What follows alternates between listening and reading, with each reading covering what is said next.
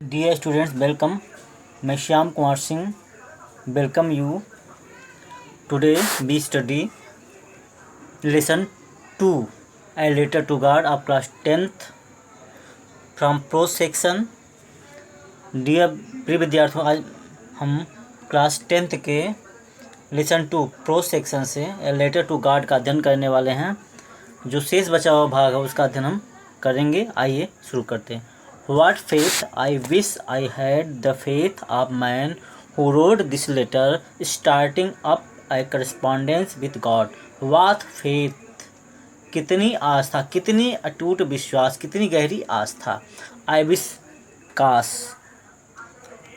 I had the faith of man, मेरे पास भी उतनी आस्था होती, मेरे पास भी उतना विश्वास होता। ऑफ द मैन, उस आदमी के जैसा। Who wrote this letter, जिसने इस पत्र को लिखा है। यहाँ पे लेखक कह रहा है what faith, कितनी गहरी आस्था। I wish, मेरी इच्छा है। I had the faith of the man who wrote this letter, मुझे भी उस आदमी जैसा विश्वास होता जिसने यह पत्र लिखा है। Starting of A correspondence, correspondence मतलब होता पत्र व्यवहार। विद गॉड, ईश्वर से स्टार्ट शुरू की है, जिसने ईश्वर से पत्र व्यवहार आरंभ किया है।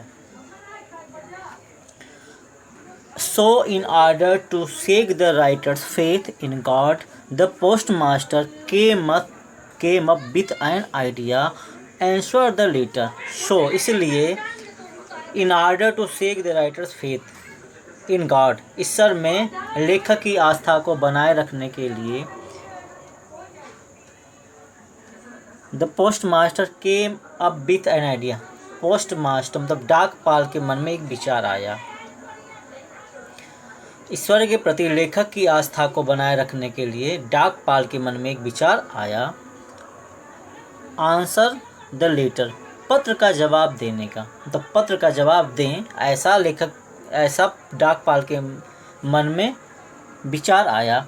But when he opened it, लेकिन when, जब ही मन वह ओपन इट से खोला, लेकिन जब उसने इसे खोला, इट वॉज एविडेंट, एविडेंट तो स्पष्ट, क्लियर, तब यह स्पष्ट था दैट टू आंसर इट, कि इसका उत्तर देने के लिए ही नीडेड, उसे आवश्यकता थी something more than goodwill. Goodwill तो होता सद्भावना। इंक, स्याही, एंड पेपर, और कागज। जब उसने इसे खोला, मतलब जब डाकपाल ने पत्र को खोला तो यह स्पष्ट था कि उसका उत्तर देने के लिए उसे कागज, स्याही और सद्भावना के अलावा कुछ और भी देने की आवश्यकता थी। But he struck to his resolution, लेकिन वह अपने निर्णय पर स्थिर रहा। He asked for money from his employees. He asked, उसने मांगा, for money, धन, from his employees, अपने कर्मचारियों से, उसने अपने कर्मचारियों से धन मांगा। He himself gave part of his salary, उसने अपने वेतन का कुछ हिस्सा दिया। And several friends of his, और अपने कुछ मित्रों को were obliged, मजबूर किया, to give something, कि कुछ दें, for an act of charity, दानशीलता के क्रम में, दानशीलता के कार्य में उसने अपने मित्रों को मजबूर किया कि वह उसे कुछ दें। देखिए, so in order to shake the writer's faith in God, the postmaster came up with an idea, answer the letter. लेखक की भगवान में आस्था को बनाए रखने के लिए डाकपाल के मन में एक विचार आया कि वह उस पत्र का उत्तर दे।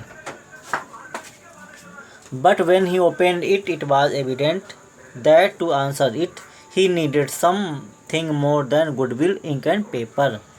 परंतु जब उसने उसे खोला तो यह स्पष्ट था कि उसका उत्तर देने के लिए सद्भावना, कागज और स्याही के अतिरिक्त कुछ और भी चाहिए था। But he stuck to his resolution, लेकिन वह अपने निर्णय पर अडिग रहा। He asked for money for his employees, वह अपने कर्मचारियों से कुछ धन मांगा। He himself gave part of his salary, और अपने वेतन का कुछ हिस्सा दिया। And several friends of his were oblige to give something for an of charity, और अपने कई मित्रों को भी दान देने के नाम पर कुछ देने के लिए मजबूर किया।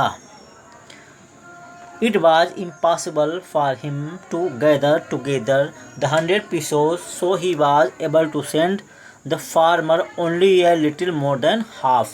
He put the money in an envelope addressed to Lencho and with them a letter containing only a single word as a signature got. It was impossible, यह असंभव था, to gather इकट्ठा करना, together the 100 pesos 100 pesos, उसके लिए 100 pesos इकट्ठा करना असंभव था। So he was able to send the farmer, इसलिए वह किसान को भेजने में समर्थ हुआ। Only a little more than half, आधे से कुछ अधिक।